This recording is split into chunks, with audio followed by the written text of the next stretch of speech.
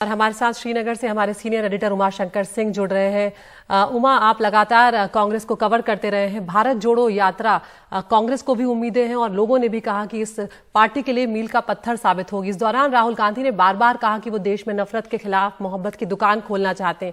एक बड़ा सवाल ये है, क्या भारतीय सियासत को उमा ये जो भारत जोड़ो यात्रा है ये बदल पाएगी, क्योंकि अब एक अप्रोच जो है वो बदलती हुई यहाँ पर नजर आ रही है राजनीति की।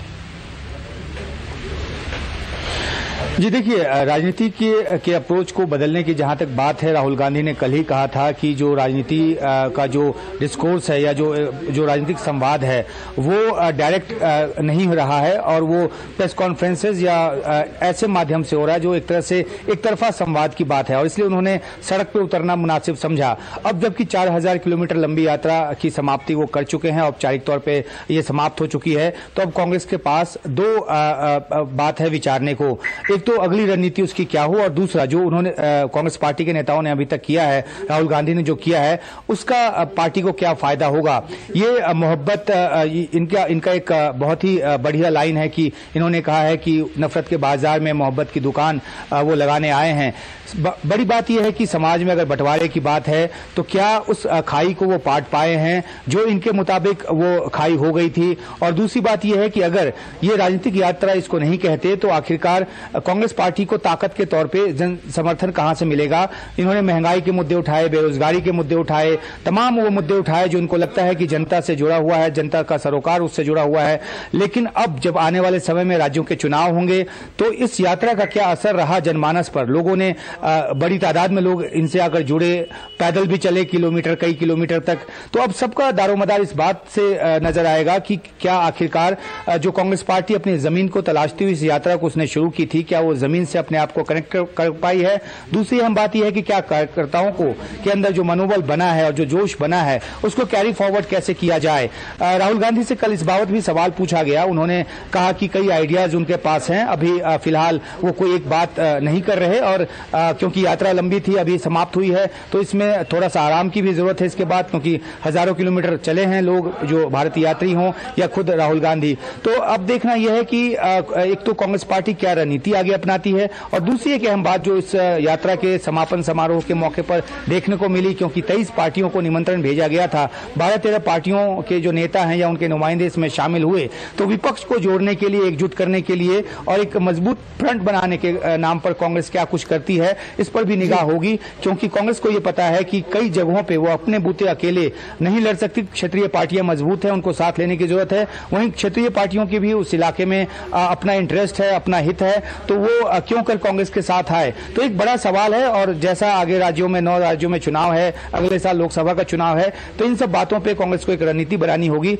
और एक मजबूत फ्रंट के तौर पर सामने आना होगा। दारोमदार इसी पर निर्भर करेगा कि इस यात्रा से कांग्रेस पार्टी को क्या कुछ मिला।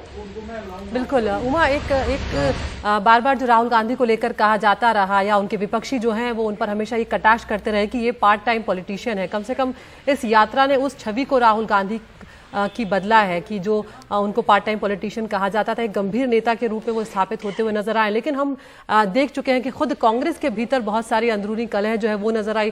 खुद कांग्रेस के भीतर उनके नेतृत्व को लेकर सवाल खड़े होते रहे हैं। क्या अब वो कम से कम जो देखने को मिलता था वो खत्म हो जाएगा कांग्रेस पार्टी के भीतर? जी देखिए, कांग्रेस पार्टी के भीतर एक बड़ी मांग ये थी कि गैर गांधी जो है वो अध्यक्ष हो और चुनाव के जरिए अध्यक्ष लाया जाए।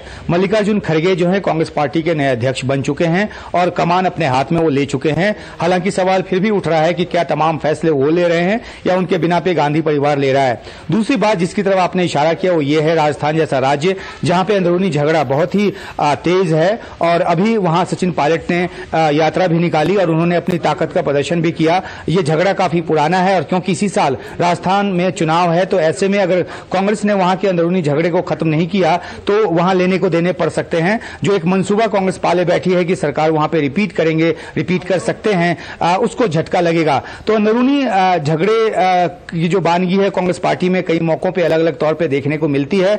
इस यात्रा के दौरान जरूर कांग्रेस पार्टी एकजुटता दिखाने की कोशिश कांग्रेस पार्टी ने की। हालांकि तब भी कई नेता समय समय पर साथ छोड़ते चले गए। गुलाम नबी आजाद जो कि खुद कांग्रेस के एक बड़े नेता थे और दशकों तक कांग्रेस पार्टी के साथ जुड़े हुए थे, वो छोड़कर चले गए। हालांकि उनका अपना एक मकसद था, अपना एक एजेंडा था, लेकिन अब कांग्रेस पार्टी ने जहां से शुरुआत की है और जिस मकसद के साथ ये यात्रा निकाली है, उसका वो माने या ना माने अंतिम लक्ष्य जो है वो सत्ता की प्राप्ति ही है। बेशक इस बात को नकारे कांग्रेस, तो ये देखना होगा कि अब कांग्रेस अपने अंदरूनी झगड़ों को किस तरह से काबू में रखकर उस पर पार पाकर और खासतौर पर राजस्थान जैसे झगड़ों को निपटाकर कैसे एकजुटता का प्रदर्शन करती है, क्योंकि 24 तो अगले साल आएगा। 23 में 3 महत्वपूर्ण राज्यों में चुनाव है, जहां छत्तीसगढ़, मध्य प्रदेश और राजस्थान की बात है। मध्य प्रदेश में भी कांग्रेस पार्टी ने जीता था, इस बार वहां फिर एंटी इनकम्बेंसी बीजेपी के खिलाफ है, लेकिन वहां पे भी जो एक जो खेमेबाजी है वो जोरों पर है।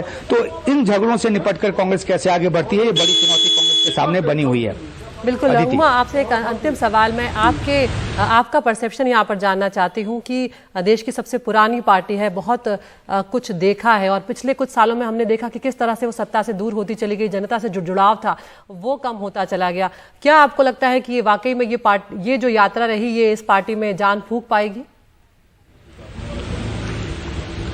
जी देखिए, कार्यकर्ताओं में मनोबल तो आया है, कार्यकर्ताओं में जोश आया है और उनको लगा है कि उनका सबसे बड़ा नेता जो है वो सड़कों पर है, तो उनको भी लोगों को जोड़ना है और इसलिए हमने देखा कई इलाकों में भारी भीड़ जो है वो यात्रा से जुड़ी। लेकिन भीड़ का जुटना एक बात होता है और मुद्दों के साथ लोगों का सामने आना एक बात होता है। हमने ये देखा है कि चाहे वो नोटबंदी हो, जीएसटी हो, ये सब मुद्दे ऐसा लग रहा था कि जनता में इसको लेकर खासी नाराजगी है।